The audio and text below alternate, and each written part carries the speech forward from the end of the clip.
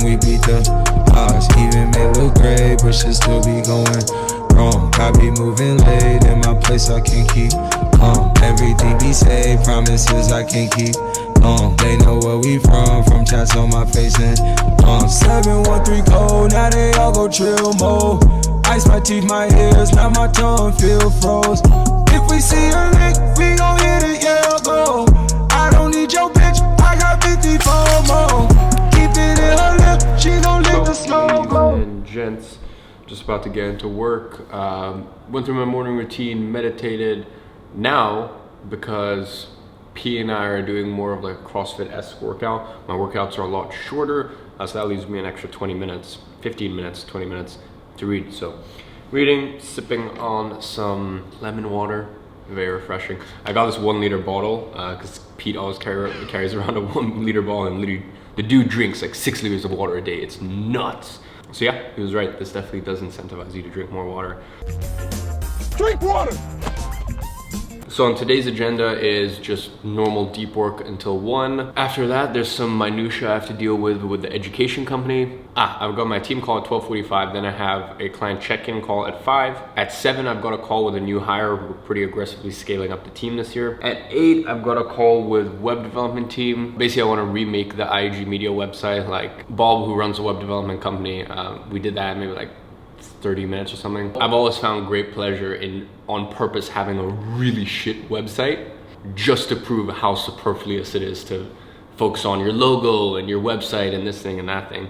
But over the past 18 months, we've started to work with a lot of higher ticket clients, so I think it's actually probably about time. Plus, I want something that'll match the landing page and then the booking page for the new case study funnel that I'm about to launch. And then at 9 o'clock, I've got a sales call. So the time between recording these videos and them going live is like 2-3 weeks, something like that, 2-3 weeks. But we're having a bit of an issue at the moment. My personal account is shut down. Danny's personal advertising access is shut down. And then yesterday, so obviously we have to manage all of our clients. So Kieran is on holiday right now, so I'm picking up some of the slack for him. Also got to do customer support. So there's this tool where basically you can kind of operate someone's computer remotely. So Kieran's on holiday, so he left his computer on the entire day. Danny was controlling his computer, went through, did all the work for the clients, and then came to one specific client. And I'm 99.9% sure that this client is causing us to lose our personal ad account. Because there was one specific day, anytime we do anything in that ad account, my personal account got shut down, then Danny's, and then Kieran's got shut down yesterday. So I have a sales call at 9, and obviously I'm gonna try and close them. They're an e-commerce company doing 7 figures a year. Really cool products, but in the back of my mind, I know it will be something where I'll be thinking about it. The fact that we'll sign them and technically none of us have advertising access right now. But obviously within the 7 days that it takes us to onboard them, get their ads written and that whole shebang, we'll find a way to advertise. But for any of you guys who are looking to build agencies in the e-com and info product space, e-com you don't need to worry about as much, but especially info product space. And we run Facebook and Google ads for our clients, by the way, but Facebook these days is just a tumultuous platform. It's just like, just to be quite frank, like Facebook just sucks. Before my ad account got shut down, my business manager got shut down. And I think that's to do once again with a specific client that we're gonna have to drop because like it's not worth this whole hassle just for a shark retainer. But anyways, yeah, business manager got shut down. They reinstated the business manager. I was like, thank God, finally Facebook has some common sense. Ad account shut down, personal account shut down. So it's been this whole nightmare the past 2 weeks. Plus I had this juicy new agency case study that I've been talking to you guys about, and I was so excited to get a new slew of cold ads up and running for that. So yeah, kind of comes with it. So as I said, if you're looking to do info product businesses, understand this is something that comes with it. Even if your copy is super soft, like we write the softest copy, we make no income claims ever. And this specific client that I know is the reason we're getting shut down doesn't even have a business program or in health. It's literally the cleanest, softest thing, but I also know why it's causing issues. But anyways, info product, just be wary. Make sure that your copy is always soft, your landing pages are super soft. That's the reason it's been almost like a year and a half since I've ever had like any ad account, business manager shut down for myself or the agency. And even if you're doing e-commerce, honestly, like Facebook is kind of raising an iron fist to that as well in some senses. So don't let that deter you. Just understand that you need to know the rules, abide by them, and also have ways to mitigate, which is why I always tell people in my program, create the maximum amount of business managers possible, create the maximum amount of ad accounts possible. But it's not only enough to do that. Facebook wants active accounts. So even in all those accounts, even if you're just spending $3 a month, it'll still show Facebook that it's an active account. And once again, you have 10 ad accounts, 2 business managers. You've got a lot to work with there. Anyways, let's get on to it. Girl, your body fucking glistening. In your ear, I'll be whispering. Baby, let me take you somewhere quiet. Somewhere all alone for the night. Let me take your picture, babe, so I can miss you, babe. Team call, give me an update. A weird message from one of our old clients. Yeah, he apparently wants to work back with us, which is kind of weird. Okay, that's good. That's good news. Yeah, he wants a webinar launch. Yeah. This is what we were meant to do. We were meant to do a 2-day training in the summer, and then that never materialized. But obviously, as you know, he became a client. So yeah, I guess he's trying to transition over to the new system. Okay, yeah, we can flesh it out. But yeah, all right, awesome. I'd say, dude, we gotta figure out, like, I don't want to take anything on or commit to anything or anything like that until we sort out this fucking Facebook access. This is honestly so frustrating. So, no update on your end? No, on yours? No. And once again, just mentioned, we've been operating for 3 years, advertised for dozens and dozens of clients, and once again, not done anything wrong. Personally spent on our ad account, multiple 6 figures. So ladies and gentlemen, I'll explain the situation. So this is going to be a live sales call, except it's not really going to be a sales call, and it's not cold. And I wanted to give you guys some background so it doesn't come off as one of those really sketch YouTube videos where they're like, actual live sales call. But anyways, so much shade. So much shade. I'll rephrase that. Live sales call, blah blah, and it just like seems like the most staged thing ever. This is not really a sales call actually, but it's gonna be a potential client. I've known this client for 2.5 years. Yeah, they were actually a client of mine in June of 2017. This is when I still had a creative agency, so I was doing photo video work for them. And then right at the end, I tried to sell them because they had a software. I tried to sell them on Facebook ads, and I had literally no clue what the hell I was talking about. Like genuinely, like I did not understand the difference between like a campaign, an ad set, and an ad. Like I was chatting shit about like, we're gonna get this sort of cost per click, and that was the KPI that I was optimizing for. Sorry, got a Slack message from Esteban, who's a coach in Agency Incubator. I'm gonna go ahead and just throw this up just because it's in the moment. But yeah, cool little testimonial. He goes, cool little post in the group. It's a guy called Brandon. He actually goes, been a century since I've been involved in this group. Basically, he's paid off 90K in student debt, and he has a Rolex now, so super dope. He was one of the early beta members of 6-figure SMA, and he's the guy who signed the $16,000 a month client, the 4 dental locations for $4,000 each. I know Brandon's been pretty quiet because he's been working away for the past 2 years. But yeah, he popped into the group and put this message. And he actually just invited me to his wedding. He's getting married in Tahiti in 2020, which is super dope. But anyways, I'll throw this in. That's fucking cool. I just thought that was super cool. But anyways, back to my point. So any of you guys that think, you don't know Facebook ads, trust me, I didn't know Facebook ads. Like I genuinely, it was such a foreign concept to me at that time. There was way less information than there is now. And I think it was after this point, it was around early August of 2017 that I started working with a coach.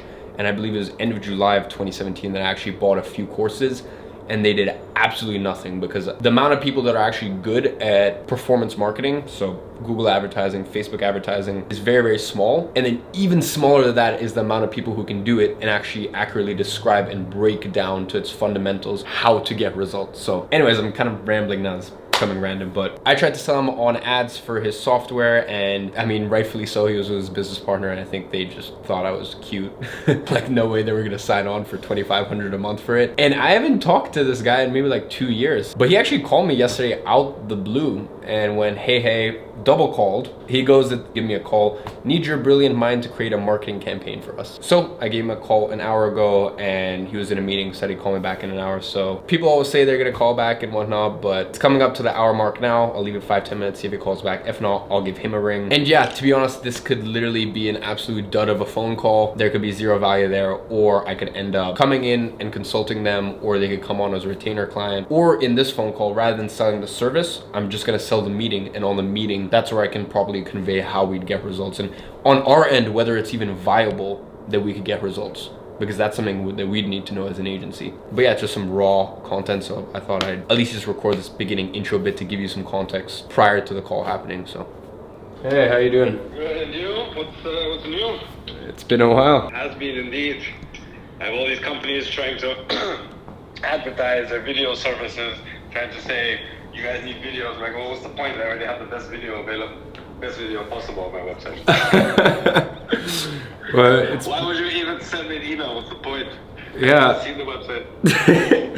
So what, 2.5 years and the video I made still holding up well? Of course, beautiful. Perfect. But yeah, still, remember you told me you do the Facebook marketing, etc. Correct. I wanted to ask for your, do you still do that? Yeah, in fact, to be honest, I don't do any, haven't done any photo video for 2 years at this point. We do exclusively Facebook and Google advertising for our clients. So I wanted to ask what experience you have with gathering a survey collection. How many? As much as possible. Yeah, on Instagram. So I don't know who these people are. That's the thing. I need to optimize the cost per click, obviously, because it's going to cost a fortune, but I don't want it to cost a fortune.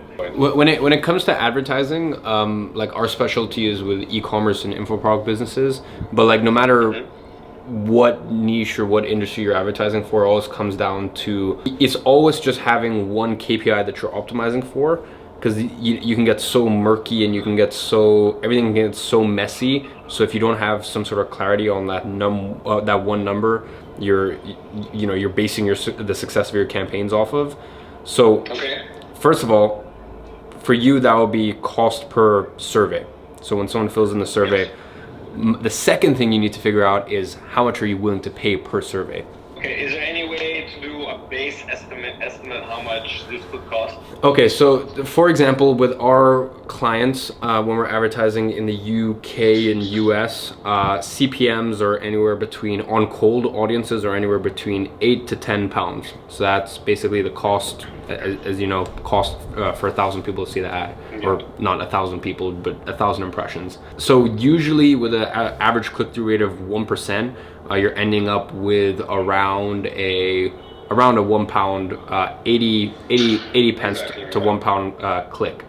So the thing is, I doubt you're going to be paying less than 10, 50. This is an industry and niche that's so. Maximum cost per survey, I think for me would be $1. Oh yeah, then you have no chance. Do you want to try? You want to have a fun little challenge? So I mean, we can do this. I mean, to be very blunt, like kind of lots happened in the last 2 years. So at this point, like our minimum retainer that we charge our client is £4,000 a month, up to 15,000 pounds a month, and that's so we can definitely discuss that. So the thing is, you need to just look at the future. This is going to be the biggest review site in all of Holland as a start. And we're obviously going to need a lot of SEO services, a lot of marketing services. I mean, look. I already have an investment company lined up. If I prove some growth to them, they're going to invest in this. But yeah, I do need some metrics to get started on. I mean, to be blunt, like I've had clients charge, or I've had clients, try and throw money like 15,000-20,000 pounds a month service fee. And they'll match that. But if it's in a niche that we don't work with, like we're the best of what we do for our industries that we work with. So this is something that will be outside our realm. Two things I will say. First of all, don't expect a cost per survey for any less than £4 or £5.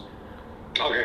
Actually, to be honest, I was going for something like that. Ideally, I pay $1 per pound, but I was expecting around. Well, I don't want to pay more than $5 per survey. Okay.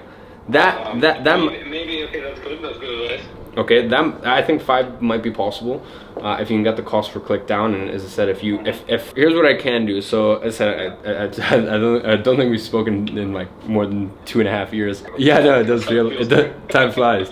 But So agency, we're very niche down, very specific what we do, but I do run a company called GrowYourAgency.com, which is basically the biggest education company on earth for agency owners. So basically agency owners come to me and my agency to learn how to do service delivery, sales, operations. I can put out in the group that hey, like I can kind of explain your situation, and I'm sure there's someone who will do it in return for a testimonial, and I can go ahead and I can vet them for you.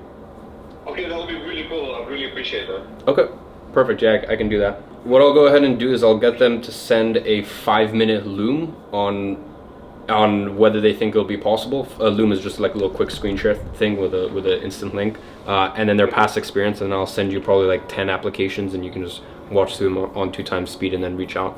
So that's that. I knew. So thing about this person is I came in while I still had a creative agency, and this person has multiple other businesses. So I was hoping that it was one of their other businesses. I had one specifically in mind.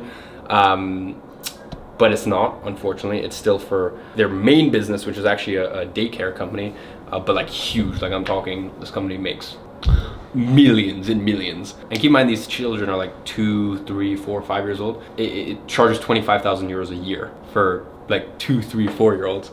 Very, very expensive stuff. So they make a lot of money, but not really a live sales call, but I think I'll still throw this in here. There's a couple things I want to break down here, actually. First of all, how cool is it that like in 2.5 years, like I went from doing like creative work with my creative agency where I was still making good money. Like I was making 10-15,000 a month. You know, I didn't feel like a respected business owner. Like I didn't have the retention that I have these days. If a client came to me, 2.5 years ago, I would take them on no matter what niche they're in. These days, like, if it's not unfit, I'm just not doing it, full stop. So first of all, how cool is that? And then, now you can call me 2.5 years later, and I can just go ahead and refer someone in Grow Agency who might need a little experience, might, be able to bring them on. I will say this client has an obnoxious amount of money, and they have multiple businesses, so it's good potential there, and all in all, the founder is a super solid dude. But the other thing is, no matter what niche you're in, for me, it really comes down to 2 things when you're advertising. And as I said, this is a niche that I have no prior experience advertising in, and there's certain bits that I'm gonna have to cut out and not include, where he talks about the service or the product, because like just purely in terms of client confidentiality, because obviously, this is an internal plan that he has, and he doesn't want to make something like this public because he's trying to shake up his part of the market. But the main questions that I ask is, number 1, what KPI are we optimizing for? Because it doesn't matter what client you have. If you are advertising for a client, it's different if you're doing social media marketing for a client, or you're doing email marketing for a client, or you're creating videos for a client. In those instances, you're optimizing for a different KPI. But when you are running ads for a client, you are always optimizing for either cost per lead or cost per conversion. Those are the only 2 numbers that matter. How much do you generate a lead for? And a lead can either be someone who opted into an offer, who booked in a call with one of their sales representative. Maybe your client might be offering an audit and they claimed an audit, or it's cost per conversion, which is how much did it cost in order for you to sell one of their products, whether that be low ticket or high ticket. So you always need to know what KPI you're optimizing for. And then second, you need to know, and you need to break down with your client, and you need to take into consideration their gross margins as well. How much can they spend per lead or to acquire a customer? And for me, those are the 2 universal truths, no matter what niche you're working in. If you want to figure out if it's viable to bring on a client, those are the 2 things that you need to know. And this actually happens quite a lot. Once or twice a month, I actually get a lead that comes from me, whether that's a client that I worked with in the past, whether that be someone who comes through one of our ads, gets put into the type form. I have a call with them and I kind of miscalculated things, and they're not a qualified lead in terms of the amount that we're charging with our agency. And once or twice a month, I actually give students in Agency Incubator free clients. So that's the benefit if you're in Agency Incubator. Sometimes I just put out posts that, hey, I've got this client, whoever can do the best loom or whoever can make the best case that they're a good option to work with this client, they're all yours. So since the team call, it has been 4 hours. By the way, that's why I changed shirt, just shot a YouTube video because I'm actually ahead of schedule on today's plan. Anyways, now I got a quick catch-up call with Max. I'll pop up a photo if you guys don't remember him. He's the new hire for Grow Agency, the new student success manager. If you want to book in a call with him to find out a little bit more about Agency Incubator, the program, the layout, how we get such amazing results for our students, and maybe any final questions you have about the agency business model, go ahead, book in a call. It'll be the first or second line in the description. But anyways, apart from having calls with new potential students, obviously he's there to make sure that the students are getting the best product and the best community possible. Very similar to what Kieran does, except Kieran manages a lot of other aspects of the company. And because Kieran is so busy with so many other aspects of the business, one thing that we slipped up with over the past 9 months or so is actually the student welcome calls. So beginning of 2019, for the first 4 or 5 months, once you purchase the program, you actually get a call straight from our team welcoming you into the program, just making sure you're set up with a Facebook group. Although the program is so thorough in making sure that you're set up anyways, we like to add that little human touch and just generally celebrate you joining the program and make sure that you're getting settled in okay. That's fallen off over the last 9 months. And now that we have Max on, we can go ahead and start to do those again. Hey dude. How you doing? I'm good, man, I'm good. You looking sharp? Friday night, is it Friday night date night, dude? Not so sure, just a random linen shirt. Funny enough, this is my best friend Filippo. All my friends came over from London. He left this, and I actually sent him a message an hour ago. Like I'll show you guys. I sent him a message an hour ago of me wearing the shirt, and I go, don't know what's saving me more money, this getting hand-me-downs from you or slashing Kieran's wage in half. Amazing. That's amazing. So you well. So what, you had some pals come out to South Africa to stay with you for a bit? Yeah, that was the first week. I had like a bunch of friends come over for the first week, and yeah, we had a lot of fun at the old mega mansion, stuff like that. So yeah, just a quick call. So ladies and gentlemen, it seems as though our client is a no-show, which is super annoying because I was gonna do like a little Zoom screen recording. We basically made this client £10,000, so around $13,000 profit. It's an info product business. So Danny, how much did we spend? £4,600. £4,600, which was 19 sales. The program is a K. That equates to £14,000. So we spent 4,500. I think it equates to around 4,500. So ended up with £10,000 profit. This is one of our baby retainers for us, but yeah, just got a lot of love for this client. And yeah, I think 10,000 is more than they've ever made. Yeah, actually it's on par with what they make entirely as a business, profit that is. So yeah, I was super excited to like do a little Zoom recording and like, you know, have the client like super happy, like have it on camera for the vlog for you guys. But yeah, now Danny and I are just chilling out, hanging out. Danny, say hi to the vlog. Hi. All right, awesome. So yeah, Danny and I are just talking about some other client campaigns, whatnot, talking about the fact that Facebook are quite literally the worst fucking platform on earth, because they aren't giving us our ad account, our advertising like support hasn't gone back to us yet. So yeah, working on getting that back, and then got a call at 9 o'clock. So 5 hours, no, 4 hours, 4 hours, and then the next sales call. All right, so literally just as I ended that last clip, I actually had the call with a client. So anyways, set up a interview with the client tomorrow. Actually doing 2 interviews and testimonial. I am so bad. Like you guys, obviously I take pride and I've just optimized the hell out of everything in my agency. To be very blunt, I'm the person that the best agency owners around the world go to learn how to be a better agency owner. You know, everything I teach at Grow Your Agency. But the one fault I have as an agency owner is I never ask for testimonials. Like I always forget, I never get testimonials, doing interviews, client interviews. Like literally all of the testimonials that I have from clients are them just being so happy with us that they've sent it to us. So I'm actually doing an interview with him tomorrow. 1 20-minute interview for the new case study funnel as maybe like a follow-up sequence. We actually did around 3.2 to 3.4x ROAS. And obviously it's an info product business. So, you know, it's printing money basically. You know, you put $1 in, you get, you know, $3.20 to $3.40 back. So, you know, we are an expensive agency, but at the end of the day, you get what you pay for. And can you just tell me, like, because obviously we had our team call yesterday, a little bit about what's, you know, what this past month and whatnot, and the past 2 months has done for you as a company, your financials, and what you said about your bank account. Yeah, definitely. I mean, on the second month,